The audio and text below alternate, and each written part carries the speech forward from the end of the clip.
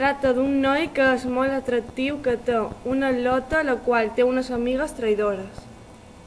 La noia no ho sap, però les seves amigues també se'l beneficien.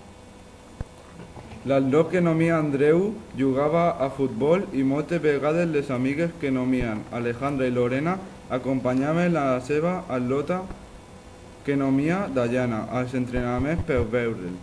Realment Andreu no s'estimava a na Dayana i l'únic que volia era beneficiar-se les tres sense que se n'adonessin. Na Dayana sí que se l'estimava de veritat i mai s'hagués pensat el que estava passant. A poc el temps va passar i les tres amigues es van separar. N'Andrés, com no es parlaven, va dir a na Lorena i a na Alejandra que no tenia allota, però en realitat sí que estava amb na Dayana. Així que va demanar a na Lorena i a na Alejandra per sortir.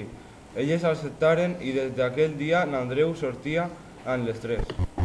Un dia n'Andreu tenia un partit molt important i les tres varen anar a veure'l. Varen coincidir i na Dayana es va preguntar que què feien allà i les dues al·lotes li varen dir que estaven veient el partit de n'Andreu, el seu estimat.